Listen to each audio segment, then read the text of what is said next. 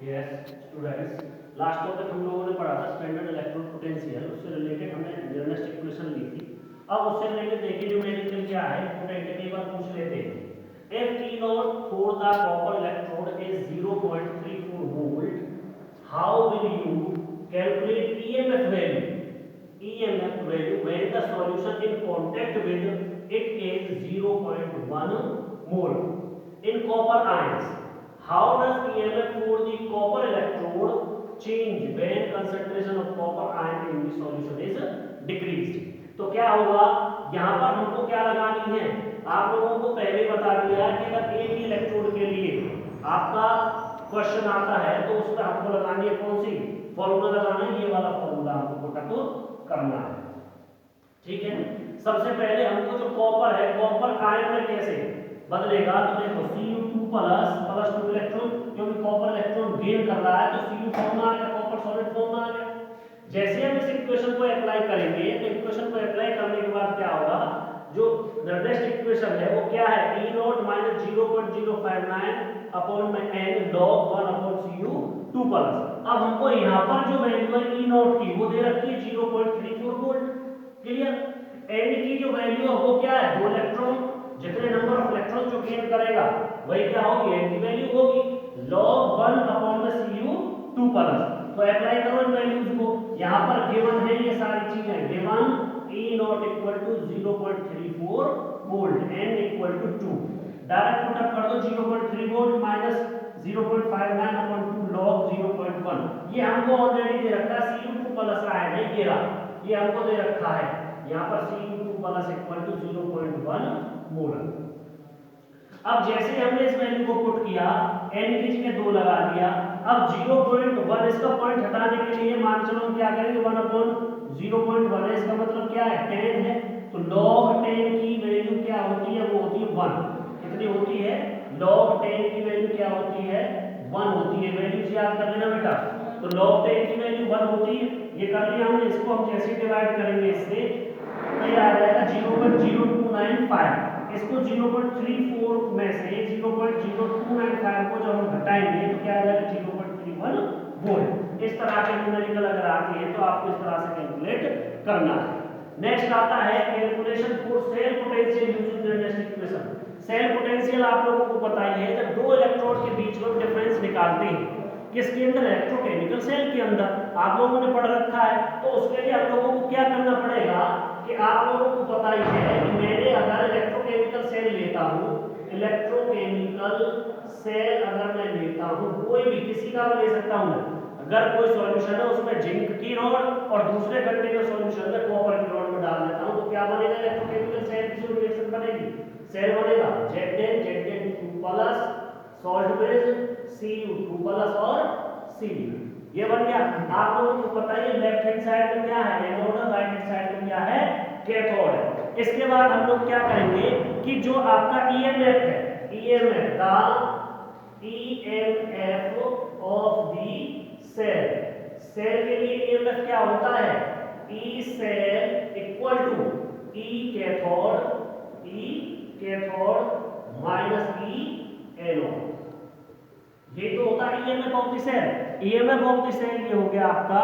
तो क्या करेंगे बेटा इसको हम, अब कैथोड क्या है यहां पर, ई कैथोड है यहां पर तुम्हारा Cu2 plus Cu minus anode क्या है Zn2 प्लस और Zn। ठीक है, ये आपका क्या निकल के आ गया, कैथोड और एनोड हम लोगों ने पुट अप कर लिया। इसके बाद क्या करेंगे हम, इसमें हम करेंगे इलेक्ट्रोड रिएक्शन। इलेक्ट्रोड रिएक्शन क्या हो जाएगी इसकी, इलेक्ट्रोड रिएक्शन, इलेक्ट्रोड रिएक्शन क्या होगी इसकी, इलेक्ट्रोड रिएक्शन होगी तुम्हारे इसमें Zn क्या कर रहा है बेटा आपका, इलेक्ट्रॉन्स को लूज कर रहा है, Zn2 प्लस 2 इलेक्ट्रॉन, और कॉपर क्या कर रहा है, इलेक्ट्रॉन को गेन कर रहा है। ये हो गया। तो लास्ट में क्या बन जाएगी रिएक्शन, ओवरऑल रिएक्शन जो इलेक्ट्रोकेमिकल सेल रिएक्शन बनेगी, जो electrochemical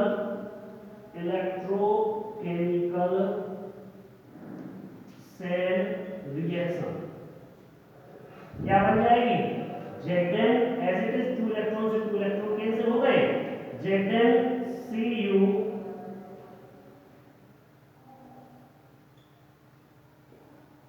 to plus aqueous form में आयनिक फॉर्म में आ गया, टू फॉर्म Zn 2 प्लस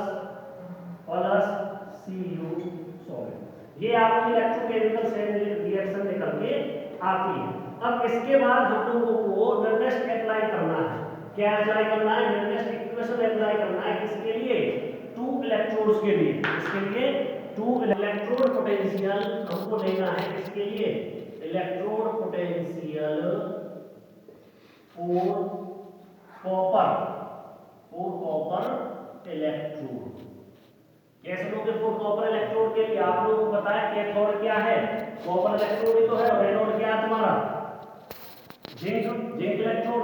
तो हम इसके लिए क्या करेंगे बेटा, इसके लिए कॉपर इलेक्ट्रोड को लेंगे हम P, कैथोड वही तो है, Cu 2 प्लस Cu बराबर में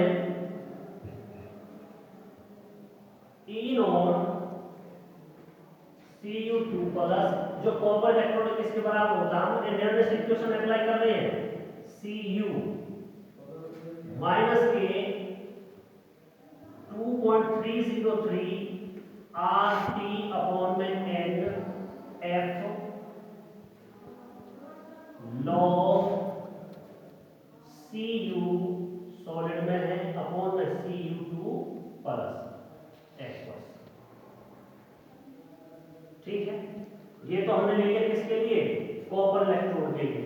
अब हम किसके लिए लेंगे, electrode potential for zinc electrode. Zinc electrode के लिए क्या करेंगे हम, E Zn 2 plus Zn anode पर है तो क्या आएगा बराबर में E not Zn 2 plus Zn minus 2.303 RT upon NF log Zn solid और Zn 2 प्लस एक्वस। ये हो गया। अब इन दोनों वैल्यूज को हम सब्स्टिट्यूट कर देंगे किसके अंदर, इस इक्वेशन के अंदर, फर्स्ट इक्वेशन के अंदर। हम इक्वेशन 1 मान लेते हैं। अब ये इक्वेशन 2 है और इक्वेशन 3 है। सब्स्टिट्यूटिंग द वैल्यूज, सब्स्टिट्यूटिंग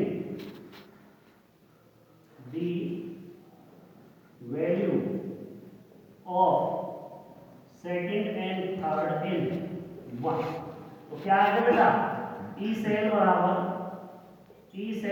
क्या हो जाएगा, Cu2 प्लस की जगह ये वैल्यू लिखेंगे, E not Cu2 plus Cu minus 2.303 RT upon NF log Cu solid Cu2 plus aqueous को मैंने लिख रहा हूं minus E not Zn 2 plus Zn minus 2.303 RT upon NF log Zn upon Zn2 plus, ये आ गया। ठीक है, अब यहां पर हम लोग क्या करेंगे, कॉमन लेंगे इसको, तो क्या आ जाएगा बेटा, जो ये आपका Cu है, अगर ये किसके बराबर हो, सॉलिड यूनिटी के बराबर, 1 के बराबर, ये वैल्यू 1 के बराबर रहेंगे तो क्या लिख देंगे हम इसको, E not Cu2 plus Cu minus E not Zn 2 plus Zn, मैंने कॉमन ले लिए। ठीक है, अगर ये आपके Cu इक्वल टू 1 के बराबर और Zn इक्वल टू 1 के बराबर, यूनिटी के बराबर आ जाते हैं, तो क्या करेंगे हम, 2.303 RT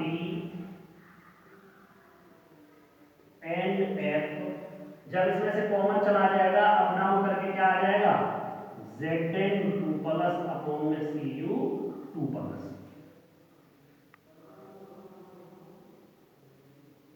sorry log Zn 2 plus upon में Cu 2 प्लस, ये किसके बराबर है? ई नोट सेल के बराबर। ई सेल बराबर क्या हो जाएगा?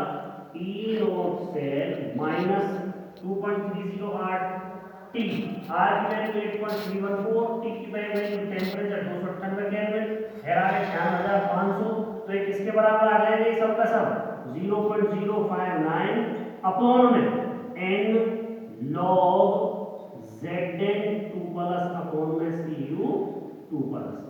ये इक्वेशन से बेस्ड आपका न्यूमेरिकल होगा। इसके रिलेटेड हम लोगों को क्या करने हैं? न्यूमेरिकल करने हैं, नोट करने से